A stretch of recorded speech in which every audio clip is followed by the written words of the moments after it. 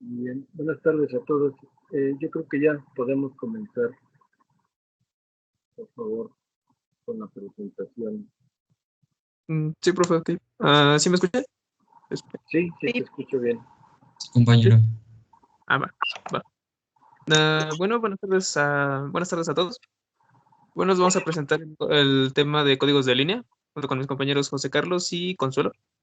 Sí, la siguiente, Carlitos, por favor. Bueno, primero vamos a empezar definiendo un poco antes de empezar a explicar cada código, un poco de qué son los códigos de línea. Como tal, los códigos de línea son las diferentes maneras que existen para poder representar y enviar una señal digital a través de algún medio físico, ya sea cableado, grabado de información, cualquier cosa de esas. Son las diferentes maneras que tenemos usando una señal de voltaje o una señal de corriente, poder representar una señal digital. La mayoría de estas, o si no es que prácticamente todas, se basan en modificar la amplitud de la señal, ya sea de voltaje o de corriente, para representar al 1 y al 0. Cada código lo hace de una forma específica, atendiendo a ciertas características que se deben cumplir. Y bueno, esas características ahorita se las va a explicar mi compañero Consuelo. Así que puedes continuar con él.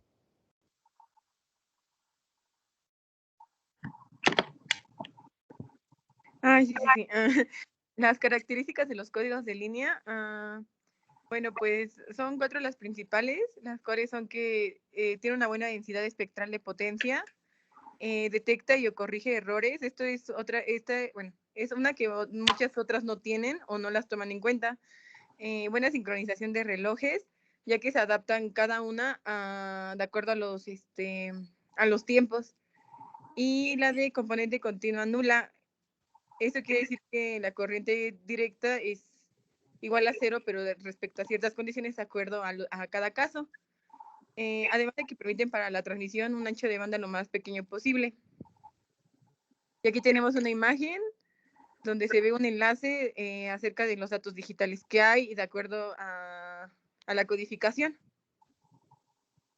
La siguiente. Algunos de los usos de los códigos de línea es transmisiones por cables, como las redes Ethernet. Bueno, el código que aquí se usa es el Manchester diferencial. También se usan transmisiones ópticas, códigos impresos, como son los códigos de barras, como el que se ve acá abajo. Unidades de disco duro, que aunque ya están quedando un poco obsoletas, es uno de los usos, y cintas magnéticas.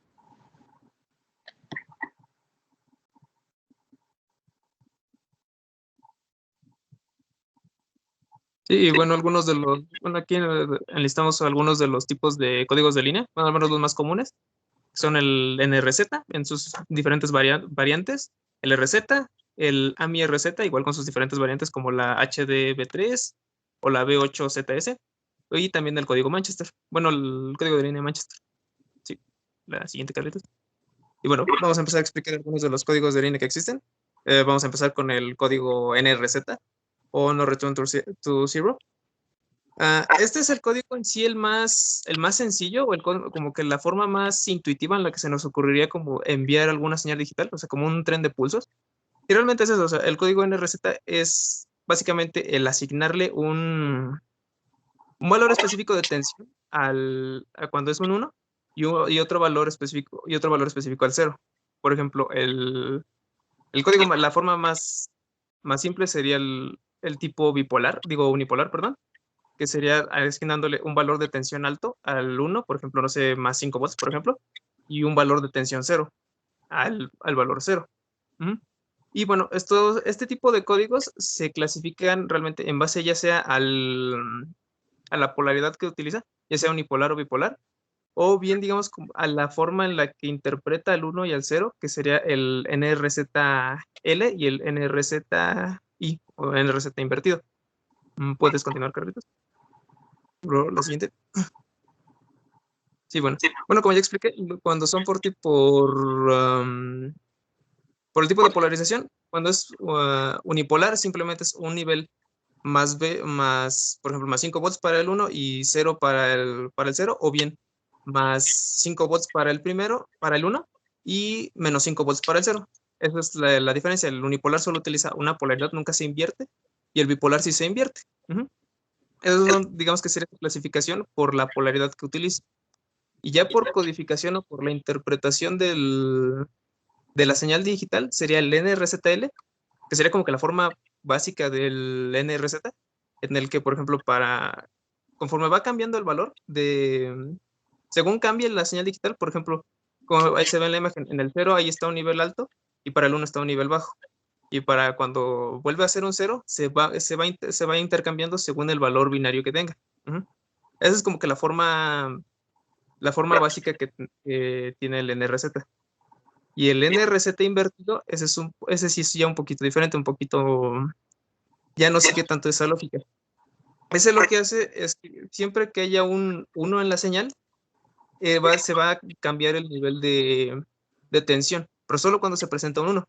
Por ejemplo, en la gráfica de abajo, se ve que en 0 empieza con un nivel de tensión 0, pero cuando se presenta un 1 cambia la tensión. Pero a pesar de que cambie el valor binario, no está cambiando el nivel de tensión, se mantiene. Solo cambiará hasta que se presente de nuevo un 1, como ahí se ve. Cuando se presenta un 1, cambia a un nivel 0, a un nivel de tensión bajo. Y como le sigue otro 1, se vuelve a cambiar el nivel de tensión. Y así se sigue hasta que se presenta otro 1. Esa es como que la diferencia. Solo se cambiará cuando se vaya presentando un 1. Aquí no hay como que un valor específico, ya sea para el 1 o al 0, no hay un nivel de tensión específico, simplemente que se va a ir cambiando. Se va a ir cambiando una vez se vayan presentando los 1. La siguiente, Carlitos, por favor. Y bueno, en cuanto a sus ventajas y desventajas. En cuanto a ventajas, pues es muy fácil de implementar, ya que pues es la forma más básica de este tipo de códigos. Es sencillo de sincronizar, usa un es eficaz en el uso de ancho de banda, y también, pues como casi todos los códigos, permite la detección y la corrección de errores. En cuanto a desventajas, lo que tiene es que sí hay una presencia de componentes de corriente directa. Además de que, bueno, la forma NRZL es susceptible a interferencias. La NRZI es un poco menos susceptible a errores, pero igual siguen siendo un poco sensibles a este tipo de interferencias. Y bueno, uno de los mayores problemas que tiene es que no distingue en cuanto al fin de una cadena de bits. Hay problemas cuando son cadenas muy largas de ceros o de unos, porque no sabe determinar cuándo termina una cadena de bits. Y también otra que me faltó es de que, bueno, así como es fácil de sincronizarse, también es bastante fácil que se desincronice por este problema de que no distingue bien el final de una cadena de bits. Sí, la siguiente, Carlitos. Y bueno, en cuanto a sus aplicaciones, realmente para comunicaciones de larga distancia no es muy utilizado por esto mismo de la sincronización y de las interferencias, pero sí es muy utilizado todavía en grabado magnético, por ejemplo, en los discos duros de las computadoras. Esa sería su principal aplicación realmente actualmente. Y bueno, puedes continuar. Puedes continuar con Chelo. Sí. Bueno, el código RZ, que sería lo opuesto, que sería el retorno a cero o return to zero en inglés. Bueno, es un sistema de codificación muy utilizado en telecomunicaciones. ¿El por qué? Bueno, es una señal que representa cada bit que retorna a cero en algún instante dentro del tiempo del intervalo del bit. Esto quiere decir que trabajan con impulsos estrechos de menor duración que el intervalo de bit, y aquí el ciclo de trabajo es el parámetro que mide la anchura del impulso RZ. Como se puede ver en la imagen, bueno, es un ejemplo del return to zero. Esta codificación tiene el problema de utilizar el doble de ancho de banda para conseguir transmitir la misma información que los códigos NRZ. Por eso llega a ser tanto una desventaja más que nada. Y pues los impulsos muy estrechos ahorran energía en cierto punto, pero exigen mayor ancho de banda en algunos casos, dependiendo.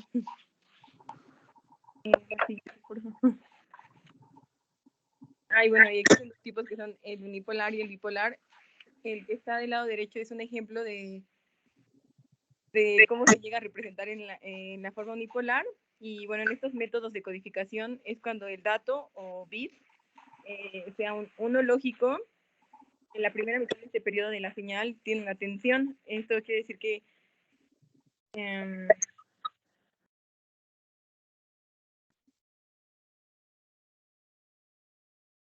que, bueno, por lo que se puede apreciar en estos casos, porque llega a variar, es que, como dice aquí, que algunos no tienen el resto de... Llega a no tener esa tensión. Ay, no sé si me explico, pero... Y bueno, en este caso la señal tomará valores positivos para un 1 lógico y negativo 0, pero nunca tomará el valor 0 tal cual.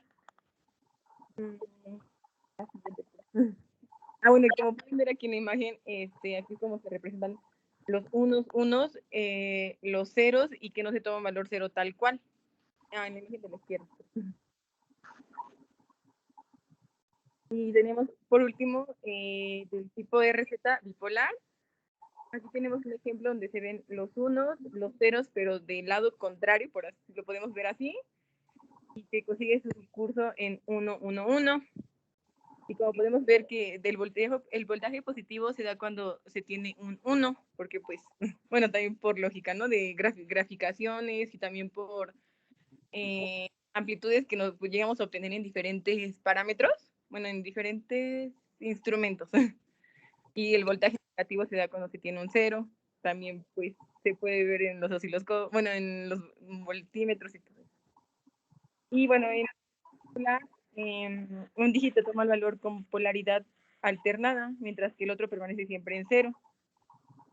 Uno va a ser alternado. Bueno, como se puede ver en el ejemplo, porque como que si no queda claro si no se tiene una imagen. Y eso se puede ver claramente en la imagen de la derecha. La siguiente. Bueno, aquí están los dos códigos de línea, que sería el de arriba es el unipolar y el de abajo es el bipolar. Esos trabajan pulsos estrechos de menor duración que el intervalo de bits. Por lo tanto, el ciclo de trabajo es el parámetro que mide la anchura del pulso RZ. Aquí se puede ver en la parte de la derecha cómo llega a variar en gran de acuerdo a, bueno, ahora sí que de acuerdo a muchos de los casos, porque es donde varía relativamente. La siguiente. Lo dejo con mi compañero. Gracias. El código AMI, bueno, por sus siglas en inglés, que significa, bueno, Alternative Mark Inversion, que significa inversión de marcas alternadas, y RZ, que como lo habían mencionado antes, es el retorno a cero. Ahí está. Bueno, este código de línea tiene 3 niveles de señal, un voltaje positivo, el origen o el cero y el voltaje negativo. Y este consiste en alternar la polaridad de los unos o de los niveles altos, y el cero siempre se mantiene en cero. Bueno, aquí tenemos una imagen, aquí tenemos esta señal de información, y como vemos, cada que hay un 1 es un voltaje, el siguiente 1 cambia la polaridad, el 0, como dijimos, se mantiene, y así, por eso se llama AMI, va alternando. Y en no puede haber dos estados en alto, ya que como se tiene que alternar, esto nos indica que hay un error.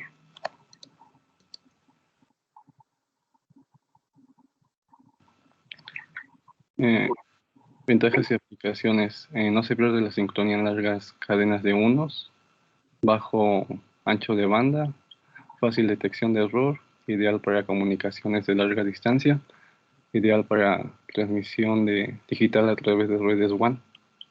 Y la desventaja es que se pierde la sincronía en largas cadenas de ceros. Y derivado a esto surgen nuevos códigos de línea, como el HBD3. Este es un código bipolar de alta densidad y es una variación del AMI, pero con cambios. En cada que se presenta una cadena de bits bajos, 000, se hace un cambio de bits. En hay dos tipos, es 00B y B00B. Lo que significa V es bit de violación, y tiene la misma polaridad del último pulso, y la B es el bit de relleno, que tienen la polaridad opuesta del último pulso.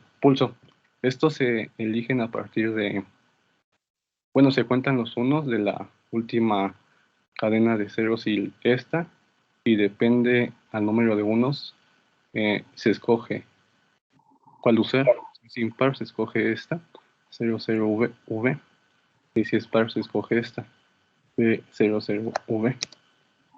Como se ve aquí en la imagen, tenemos esta señal de información, y en este caso, sí, en este caso tenemos un número de unos impar y se usa esta, 00V. Y aquí enseguida se sigue igual una cadena de ceros y, bueno, el cero se cuenta como par y se utiliza esta.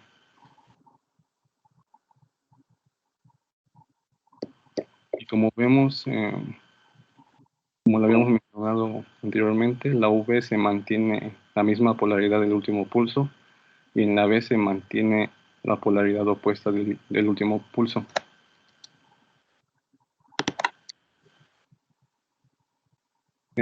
Una de las aplicaciones en donde más se usa es en las líneas C1, una velocidad de 2048 megabits por segundo, y son mayormente usadas en Europa. Y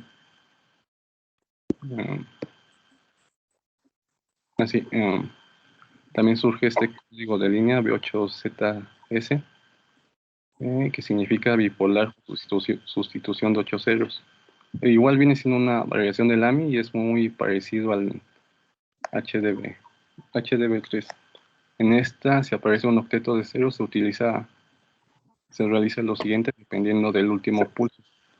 Cuando el último pulso es negativo, se usa esta cadena de bits, y cuando el último pulso es negativo, se usa esta de acá, como se ve aquí en la imagen.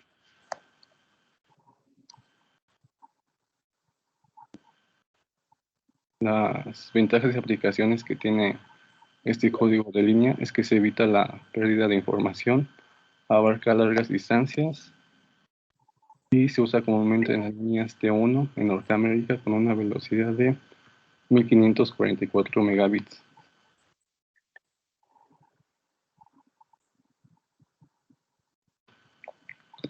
Y también tenemos el código de línea Manchester. En este es también un código de línea bifase L. Aquí los valores lógicos se presentan como transiciones, pulsos o cambios de estado a la mitad de la celda del bit.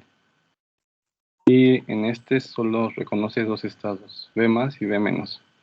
Entonces, cuando cambia de un estado alto a bajo, eso representa un bit 0, y cuando cambia de un estado bajo a alto es un bit 1. Aquí tenemos esta señal de información. Y bueno, lo ideal para hacer esto es primero se realiza el cambio de estado, hace esto de acá, ya después se unen y así no se evita confusiones.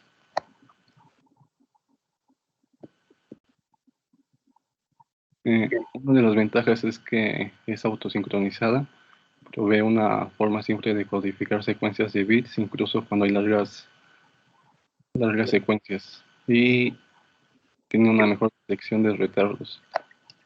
Y como desventaja es que utiliza el doble de ancho de banda de la información. Aquí, perdón, tantito, eso de autosincronizada, digamos que significa o quiere decir que el reloj, uno de los puntos muy importantes de este código es el reloj, que en la información ahí va la señal de reloj, porque si se fijan, a la mitad del pulso siempre hay un cambio, de arriba hacia abajo o de abajo hacia arriba. Entonces, ese cambio en el receptor se toma como el reloj de sincronización para la señal que está llegando. Entonces, esto quiere decir que es autosincronizada, que la señal que se está enviando, el receptor a partir de esa señal puede detectar el reloj, y aunque haya variaciones, ahí inmediatamente se detecta, pero no se pierde la sincronización. Entonces es una de las principales ventajas de este Manchester, ¿no? Que el reloj va ahí y obviamente para velocidades bastante altas, porque se utiliza en Ethernet, por ejemplo, ¿no? A 100 megabits por segundo. Síguele, por favor. No sé. Sí, Plan Ethernet, ¿sí? Sí, así como con el profe, siempre va a haber un cambio de estados y eso es lo que hace la autosincronización.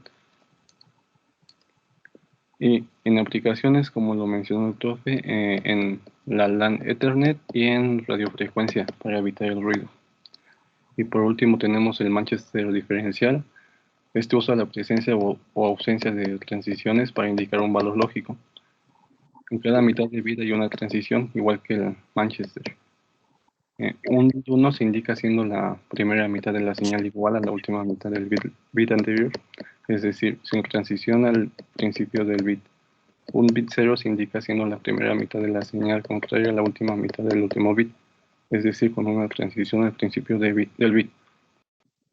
Entonces, bueno, aquí igual tenemos una imagen, aquí tenemos la señal del reloj y la señal de información. Lo que hace es que cuando tenemos un 1, bueno, aquí como inicia la señal no tenemos información. Cuando tenemos un 1 se mantiene el último valor del bit y cuando tiene un 0 se cambia. Aquí en el 1, como vemos, mantiene el valor de del último bit. Y bueno, este va cambiando cada mitad. Igual cada mitad, como lo mencionamos, hay un cambio. Y sus aplicaciones son en almacenamiento magnético y óptico y en redes token ring, que es una topología de red en el área local LAN. Y bueno, eso es todo. No sé si tengan alguna duda. No sé si alguien tiene alguna observación. No, compañero. Pregunta. ¿Poco? No, Carlitos, creo que no. Digo, como comentaron, ¿no? Nomás para hacer una pequeña resumen de los puntos relevantes, son códigos para enviar información por cable, ¿sí? Por cable. Y realmente velocidades como este de Manchester, bastante altas, pero sí velocidades muy altas, ¿no? Obviamente, esas no tan a larga distancia. Para largas distancias es el HDB3 o el HDB8 que utilizan en los sistemas para más distancias de 100 kilómetros. Pero el Manchester, sé que es más o menos de 100 metros, una conexión de Ethernet, el máximo son 100 metros con este tipo de codificación, que es muy segura, muy rápida y que se sigue utilizando todavía mucho, ¿no? Y obviamente ahí está en competencia con el inalámbrico, y así vamos a ver que a veces se despega uno y sube la velocidad y después el otro avanza y así van, ¿no? Uno con respecto al otro. Entonces ya por aire, bueno, ahí vamos a ver los sistemas de codificación o más bien de modulación para mandar la información por aire, pero por cable son estos códigos de línea que se le conoce de esa forma para enviar la información un poco más lejos, ¿sí? un poco más, con más de distancia, ¿no? Obviamente a veces cuando ya se utiliza esto, se utiliza fibra óptica, bueno, ahí se utiliza también uno de estos sistemas, pero la ventaja es que ahí no hay atenuación porque se envía prácticamente el mismo. Okay. ¿Qué más? Bueno, creo que es todo. No sé si tengan alguna pregunta. Sí, yo tengo una, profe. Sí. ¿Qué es lo que determina la distancia a la que pueden llegar cada uno? Bueno, precisamente la atenuación, ¿no? Porque vimos que conforme la distancia es mayor, bueno, se pierde muchísimo. Por el ancho de banda se pierde muy rápido la información. Entonces, aquí depende mucho de a qué distancia vas a enviar, pero sobre todo hay equipos que se llaman detectores de errores, en donde realmente para que tengas una transmisión segura, hay formas de medir se llama bit error rate, o sea, el cociente de errores, de probabilidades que tengas un error en el receptor, ¿no? Entonces, así, si mandas, por ejemplo, los números que se manejan para este bit error rate es el más, digamos que el más bajo es de 10 a la 12. Quiere decir que en un 10 a la 12 es 100 millones de bits. Hay la probabilidad de que uno llegue mal, pero realmente los más seguros, que es precisamente la comunicación entre los bancos o la información donde una línea que va a los bancos, pues es de 10 a la 18, 10 a la 22. O sea, quiere decir que 10 a la 18 bits probablemente llegue un bit erróneo, ¿no? Y para eso están los detectores de errores y corrección de errores, etcétera. Realmente la seguridad en ese aspecto es bastante alto, ¿sí? Entonces, con estos equipos, bueno, tú defines a qué distancia y qué sistema vas a meter, pero prácticamente está estandarizado, ¿no? O sea, en Ethernet, pues, 100 metros, a 105 ya empiezas a tener errores, ¿sí? Por ejemplo, ya quieres a más alta distancia, bueno, es el AMI o el HDV3. Digo, ahí es una de las características de ese HDV3, es que no tiene componente de DC porque utiliza pulsos positivos y negativos y como si fuera una señal alterna, ¿no? Entonces, el problema de la DC es que a la hora de hacer pues, ¿cómo se llama? Acoplamiento entre los sistemas, normalmente ahí el acoplamiento es a través de un transformador. Entonces, ustedes saben que un transformador no acepta señal de DC, ¿no? Si entra DC, no puede sacar del otro lado señal de DC. En cambio, con alterna, si entra alterna y sale del otro lado alterna. Entonces, este código AMI o HDV3 precisamente tiene esa característica que se manejan solamente unos, ¿no?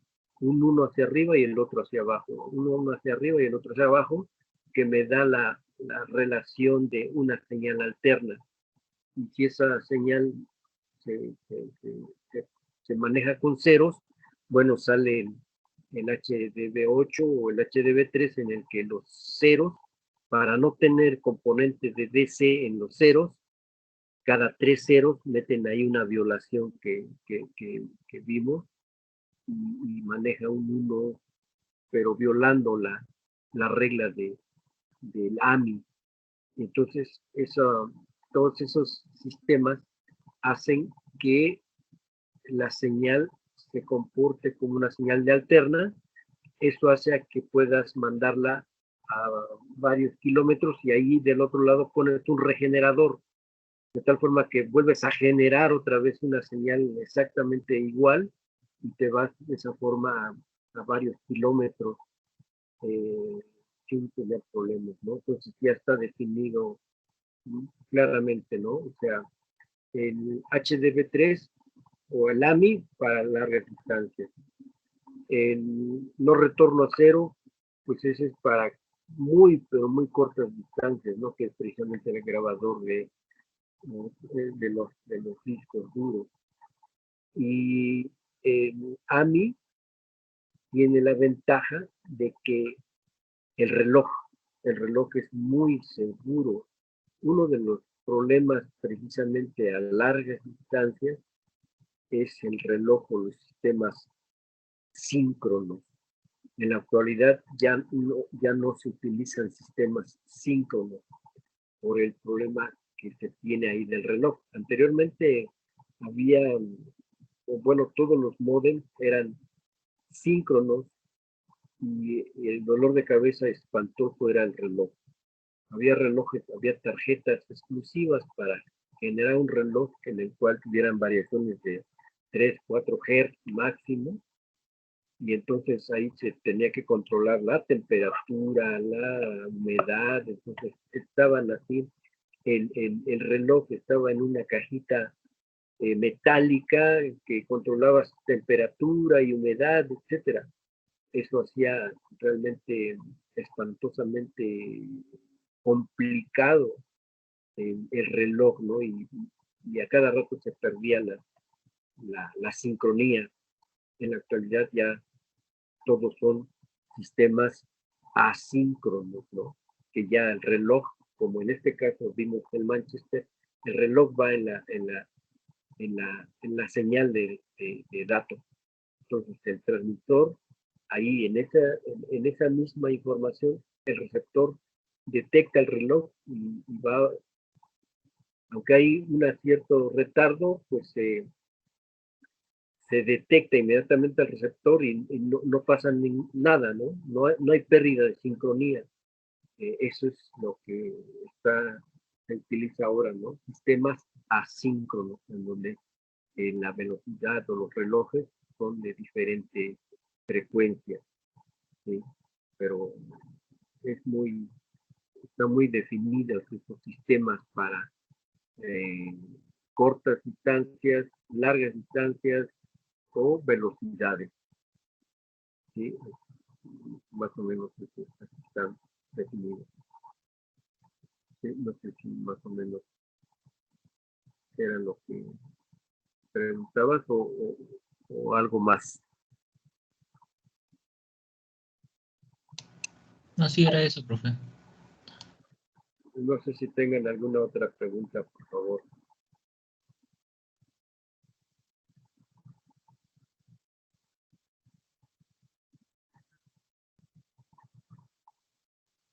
¿No hay?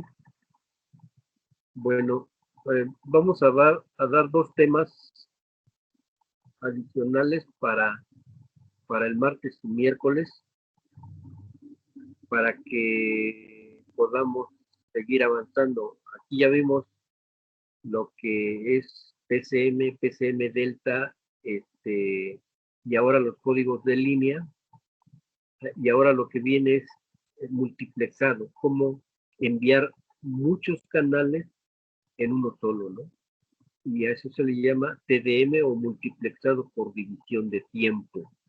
Aquí básicamente ahí vimos dos sistemas que nos comentaron aquí, que hablaron del T1 y del E1.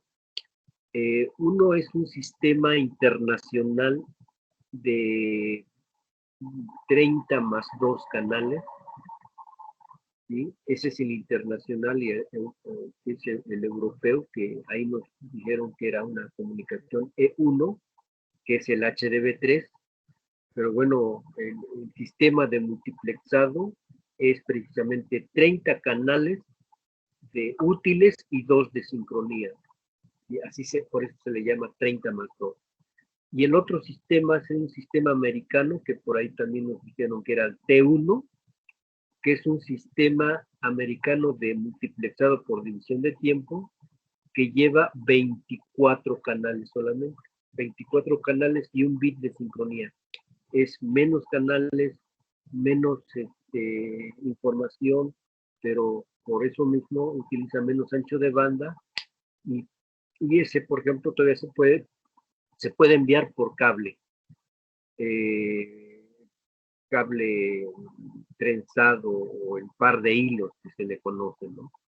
Porque el de 30+2, que es de 30 canales útiles y 2 de sincronía, ese necesita cable coaxial, por lo menos, para que se pueda llevar esa cantidad de información. Y en los dos casos, no solamente es E1, sino existe E2, E3 y E4. En T1 existe T1, T2, T3 y T4. Entonces, los dos temas es multiplexado por división de tiempo, uno de 24 canales, que ese sería para el martes, o sea, a ver qué equipo se anota. Igual está ahí en el tomate, igual es un sistema de multiplexado por división de tiempo. Es 24 canales, sistema americano. 24 canales más, nada más, perdón, 24 canales. ¿Algún equipo que se anote? ¿No? Tienen semanas para ponerse. Digo, todos son sistemas, digamos, bien simples, y ahí Tomás está muy bien explicado. Profe, ¿Sí? de los temas es multicanalización o multiplexión de canales. Es TDM, que es multiplexado por división de tiempo.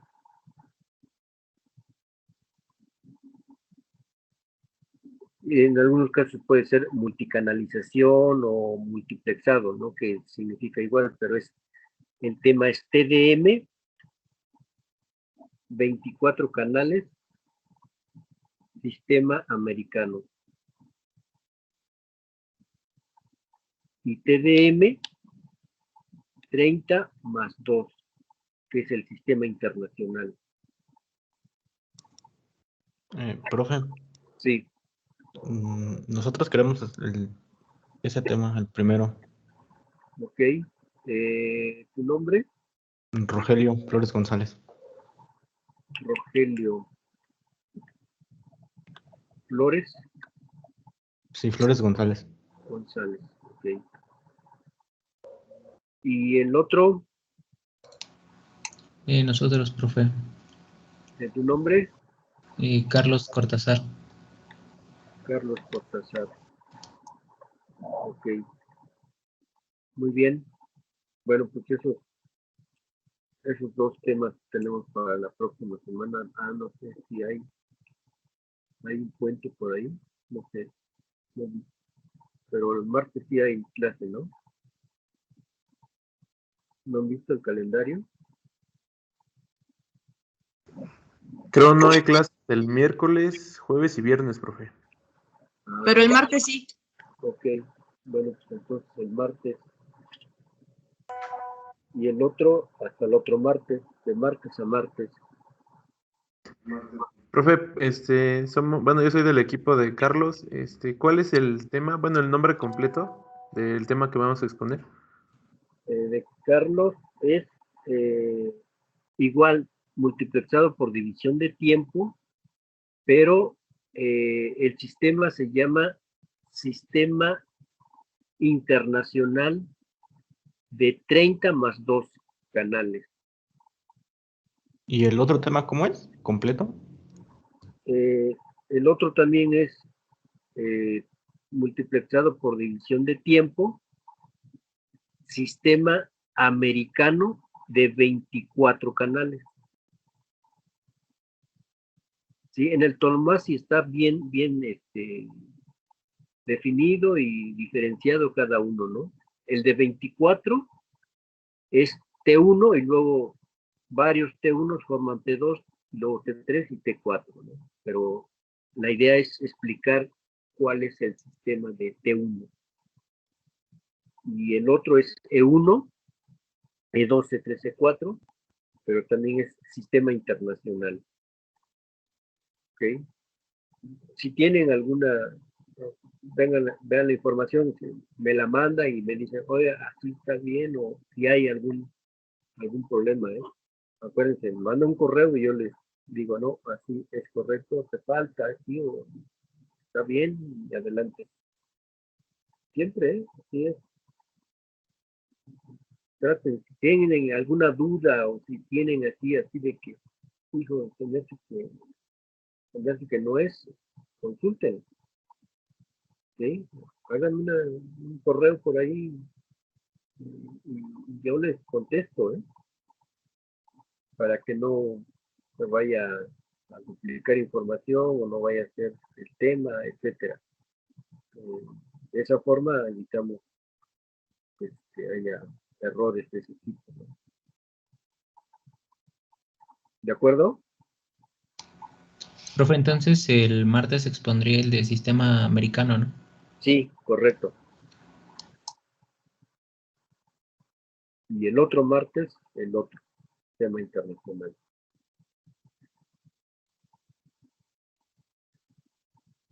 ¿Ok?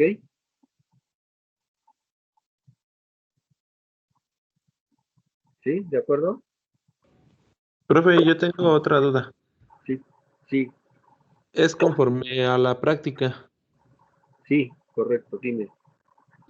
Bueno, más que nada para saber, si sí nos va a dar una rúbrica u otra cosa con la que nos va a evaluar o no sé, profe. Sí, bueno, voy a poner ahí una rúbrica, pero finalmente es un reporte. Aquí, más que nada, es lo más completo que ustedes, desde la carátula, introducción, lista de materiales, equipos, qué software utilizaron, la simulación, qué material utilizaron, el desarrollo completo de la práctica, con dibujos, con diagramas, con eléctricos, con explicación. O sea, aquí no escatimen en el sentido de que no, pues no le pongo esto, no, es que esto se me hace que no, ahí tienen que poner para, para que prácticamente casi cualquier persona lo pueda entender, ¿no? Nunca den por hecho cosas de que no, pues este ya sabe, o este ya se lo sabe, o no, sino que tienen que explicar lo más que se pueda, ¿no? Porque si no, a veces nada más es, pues es que yo pensé que nada más era explicar esa parte. No, todo el proceso de que buscaron información, de que tal vez no encontraban o de que encontraron diferente o etcétera.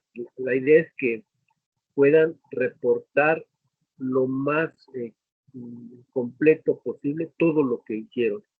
A veces, oye, es que hicimos con 555, resulta que no era, vimos esto, vimos el otro, incluso, ¿no? Bueno, ya después de hacer esto, bueno, se puede mejorar con esto y ya nos dimos cuenta que tal vez con este software o con, no sé, cosas que, que ustedes puedan mostrar que su reporte y que su trabajo es completo, lo más completo que se pueda, ¿sí? Para no limitarnos así de que mándenme nada más así.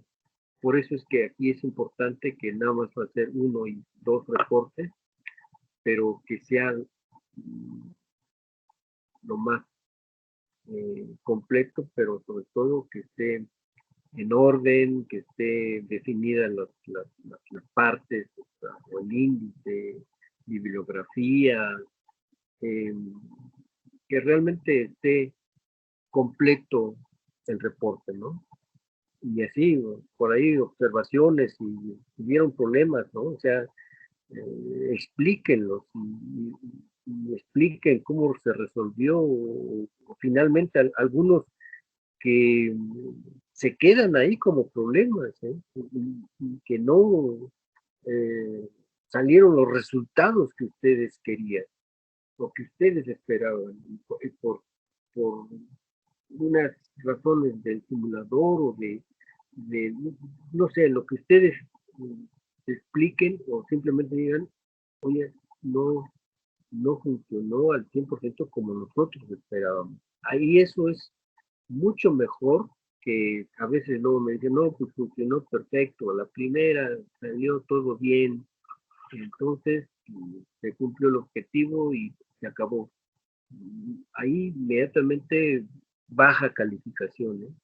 Aunque saliera bien el reporte, pero seguramente algo está erróneo por ahí, ¿sí? O sea, aquí entre más errores, entre más, no sé, discrepancias haya entre lo que ustedes tenían teóricamente y lo que ustedes encontraron o hicieron, entre más problemas, ahí es cuando se da uno cuenta que hubo trabajo, que hubo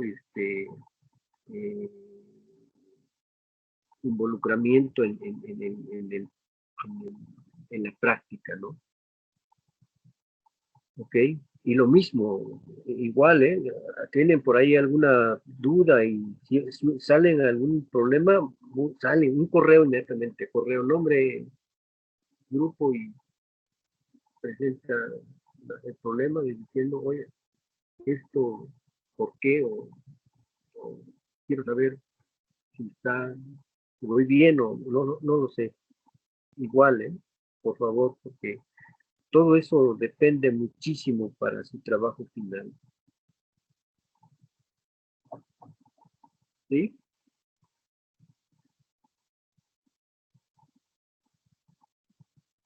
¿Hola? Ok, profe. Sí, está bien. Bueno, ¿Cuándo sería el límite, profe? el límite, pues ustedes pónganlo, ¿qué tal les parece? Septiembre, el último día de septiembre, o damos septiembre, octubre, la primera, tal vez el último día de septiembre lo dejamos, ¿no? Con la posibilidad de que llegando ahí tal vez demos otra semana, o dos tal vez. Sí, pero hasta ahorita lo dejamos al 30, no sé, 30 o 31 de septiembre. ¿Estamos? Sí, profe. Okay. Digo, no quiero dar así, bueno, pues diciembre porque ustedes se van hasta Año Nuevo, ¿eh? No, ya ahí Navidad, ya ahí entre los aguinaldos y no sé qué, no, ya así como que ya no sale nada, ¿eh? Entonces, entre antes esté, mejor. Pero si necesitamos dar un poco más de tiempo, nos damos. Ok. Bueno, pues entonces nos vemos el martes, por favor. Cuídense mucho.